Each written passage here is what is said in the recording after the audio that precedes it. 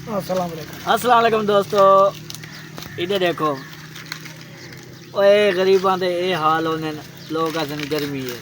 और गर्मी सर में क्या नहीं खावा तो पीछे कोई गर्मी नहीं लगती। इधर देखो ये खावा तो जेड़ा तू काम करेगा ना ये सिर्फ तेरी बेवकूफी दे नाल काम थी ना पे अगर तेरे अकल होया ते ग्रैंड कर के ना ते ये हालात ना होया तेरे मेरे को बाद पता लगे ग्रैंड ही थी नहीं ये सब को शुक्र है सारा चाचा लाभ के देख पकाउन वाला ए देख गोभी कट्टी वेंदे वो चाचे ने आके पात्र खोलियां दे ते दरड़ियां एक भी खोल का पात्र दा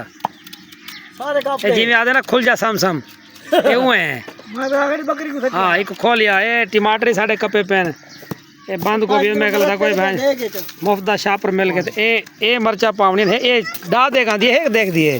एक देख 5 किलो बना लाला कमा को 5-6 किलो मिर्च हैं जेडी एक देके पावनी है ते आलू 8 किलो यार 1.5 किलो करो तो 1.5 किलो आलू है तो 1.5 किलो यानी कि चावल है ना नहीं 10 किलो दी सारी उसी देग अच्छा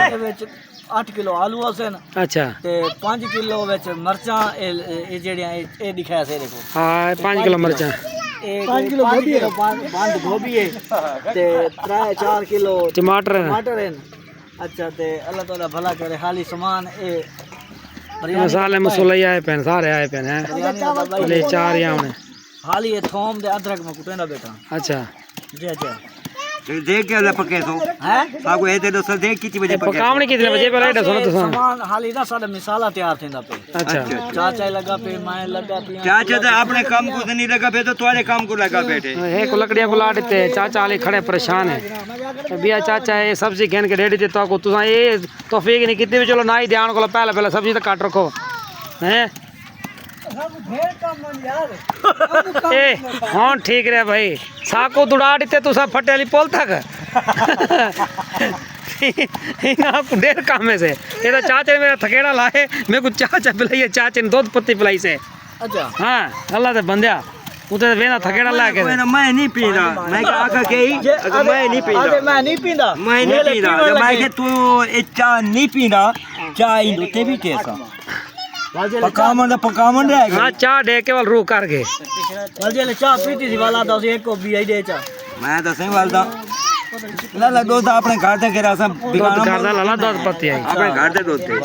अल्लाह दा करम है शुक्र होटलां तो बाहर चाह मिली उसी ता कोट कोट कोट माशाल्लाह कोट अच्छा साला ने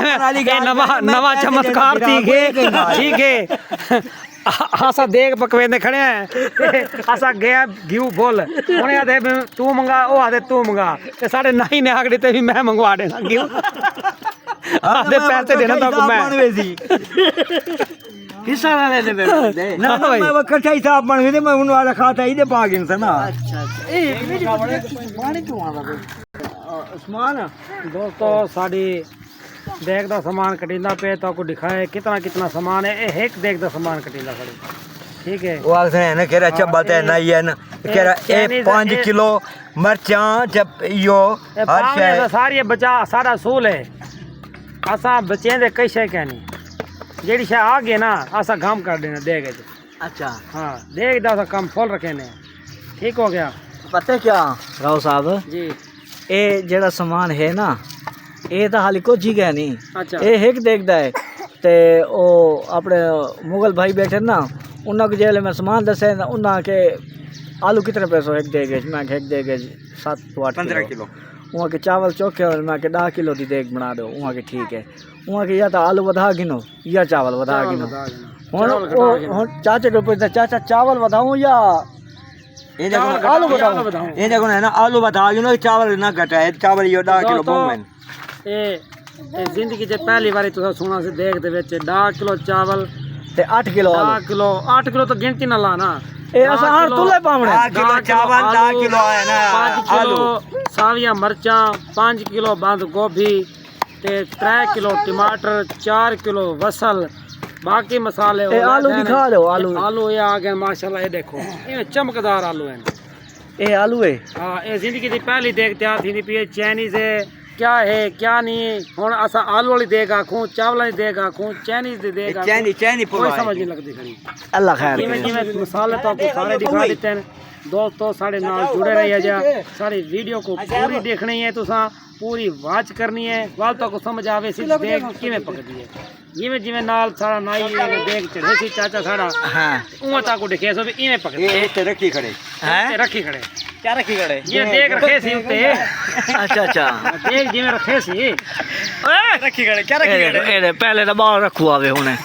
बाल मिट्टी पैसन दे के टेंशन ना के प्याज गई खड़ी है प्याज ए दोस्तों ਹੁਣ ਤਾਂ ਕੋ ਸੁਣ ਕੇ ਤਾਂ ਉਸੇ ਰੋ ਹੈ